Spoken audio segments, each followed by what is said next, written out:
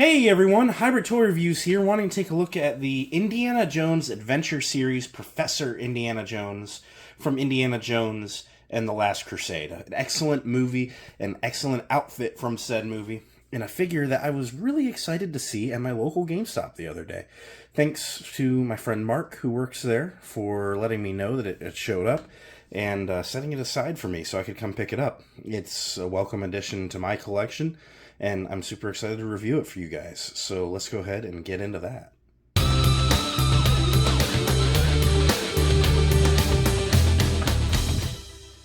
Alright, you guys know the drill. As always, we're going to take a look at the packaging first. This is actually my first look at the Adventure series on the channel. I've had the Raiders indie for a minute, but I just didn't get the video out on it, and I still might. But, this is a really neat packaging. I'm really digging it.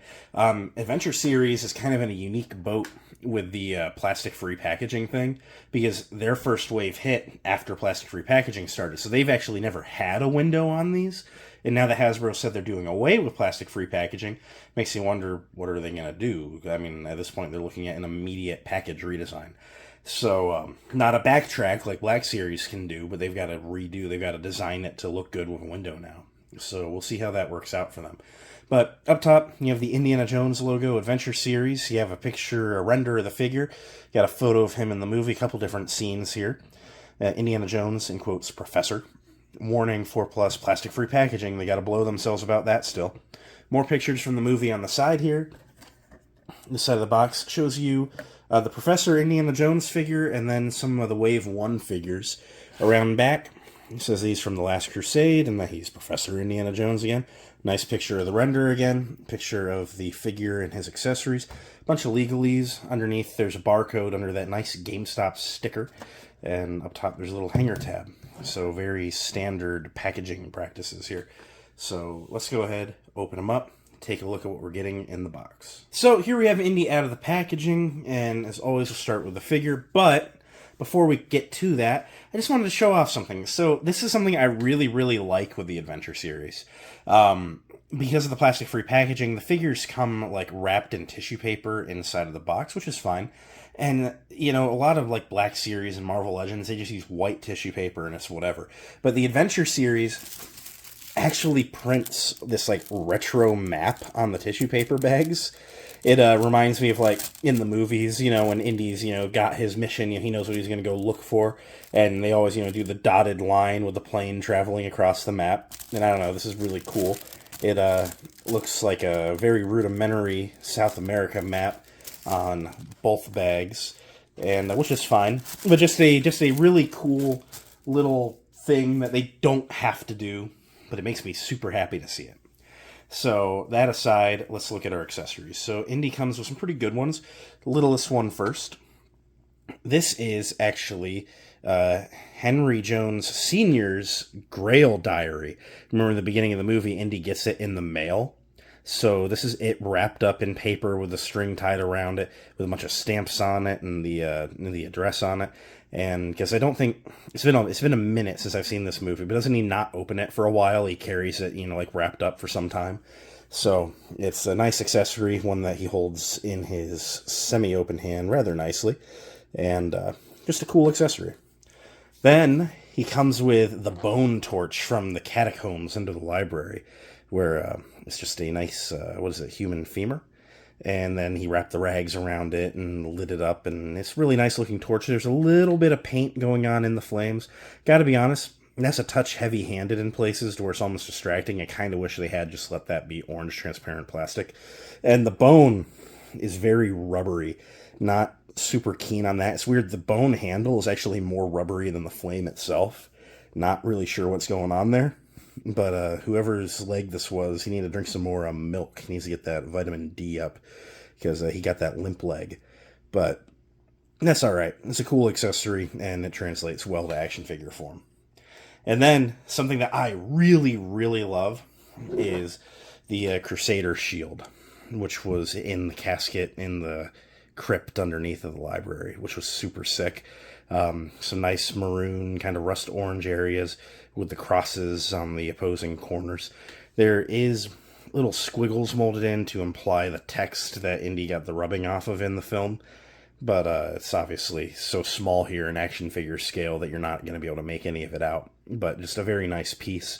Round back, it actually does feature a lot of really nice paint, the nice wood backing, and there's 2 straps. So technically, you could have Harrison Ford, just captaining it out here, just running around shield bashing people. So it is nice that they give you like a functional element to said shield. All right, now on to Indiana Jones. And I gotta say, the likeness on this is not phenomenal. But they do this weird thing, right? Where I look at it, and I only like half see Harrison Ford. But I still look at it, and I'm like, it's Indiana Jones. It's weird. It's like they've captured the character more than the actor. I don't know how to perfectly describe it. But I don't hate it. But yeah, it's not the best Harrison Ford likeness. Just to do a brief Ford comparison, here's the Raiders Indy. And similar there, where, I mean, it's a little weird depending on what angle you, like, get it at. But, like, it's not bad. It's just, you look at it and you're like, it's not right. And for what it's worth, Hasbro's never really done a great Harrison Ford. Here is the Endor Harrison Ford, Han Solo, which I consider to be probably the best Black Series Han Solo likeness. And even that's rough. So Harrison Ford is just one of those faces that Hasbro is just not going to nail. But that's all right. It's still a decent-looking figure. He has that pretty good-looking comb-over haircut going on. Just very, very prestigious-looking. Otherwise, you get down below the head, and it is just a nice suit body. However, it's got some really good articulation for a suit body. I really love the bits in the movies where he's not just in his gear, where he's kind of like professoring around. I don't know. It kind of reminds you that this guy isn't just like an adventurer. He's also, like a man of knowledge. And, he's done a lot of studying, and he's not just, let's run into this temple and grab this statue. Like, no, he's a professor. He's a smart dude. And so you got to dress him smart now and then. And, so he's wearing this nice light gray suit. He's got the white, it's like a white shirt with the blue and red stripes underneath the red bow tie. And it just looks very good. It has all the right wrinkles in the right places. The back of the coat's pulled taut, right where it should be. And it's just a very good looking suit body. To run through our articulation, something that really kind of bugs me, he has a double ball neck, but the neck actually includes the sculpt of the collar and the bow tie. So you can get him to look up pretty far, but it kind of like gaps like the middle of the chest there. Not super keen on that. Kind of wish that was fixed. I've never disliked the ball joint with the hinge. That was like Hasbro standard forever. The double ball joint gets decent range, but when they do stuff like that, it makes me wish they never thought of it. So anyway, that's that. And you get some great rotation and awesome pivot. His arms can come up to a true T-pose, and he has awesome butterfly joints. He gets more range with his shoulders than an actual person wearing a suit would. Has a 360 at the shoulder, with single jointed elbows that go a little past 90 and rotate at the elbow, 360 at the wrists, and these are the ball joint wrists that are like the Indiana Jones line standard. He doesn't come with any swappable hands. He's one of the only indies to not come with swappable hands. He features a mid-torso ball joint that's hidden under the vest, allows him to crunch that far forward and that far back. His legs kicking that far apart, really far forward, not much back, upper thigh rotation.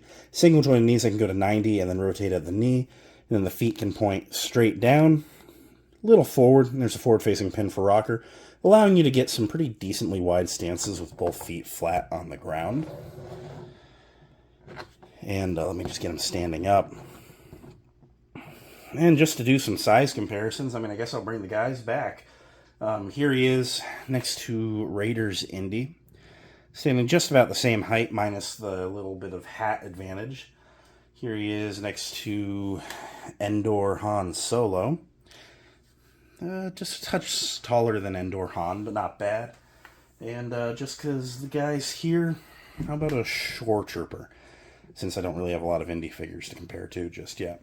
So yeah, all in all, he looks pretty good. So, what do I think of Professor Indiana Jones? I gotta be honest, this is a figure I've been looking forward to. I'm shocked that we got him so early in the line. When the line got announced, I was like, man, there's like 4 indies they can make of him in a leather jacket and brown pants. And then, they've run through all the movie outfits. But, like, these little side outfits, where he's wearing a suit, or where, the random, no jacket, like tan shirts, in Raiders or whatever. There's a lot of really great iconic outfits. And this is one of my favorites. I love it when he's still suited up, looking all smart, doing the library stuff, when they get attacked by the enemy. And it's just an awesome outfit, and one that I'm really happy to have, because he's not always in that adventure gear. I'm also really shocked that we got not adventure clothes this early in a line called the Adventure series. But just an awesome figure, one that I'm super excited to have in the collection. Do I think you should get it? I think you should. It's a great figure. I understand if you don't, because I know that some people are kind of like, hey, I like Indiana Jones enough to add like one indie to my general action figure collection, and they're going to pick that Raiders indie. And that's totally cool. But like, if you're going to deep dive the line, or just, get some, I feel like him out of field gear is a pretty good choice. So I'm super happy with this one. I totally get it if it doesn't do anything for you, though. But I'm just happy with it, and I think you should get it. But if not, hey, that's fine. Vote with your wallet, right? So I'm going to go work on some other videos. Thanks for watching. It means a lot that you did. If you enjoyed, do all that end of video stuff everyone tells you to do. You know what it is. I'm going to go get to work. I'll catch you next time. Until then, I hope each and every one of you have a great day. Bye.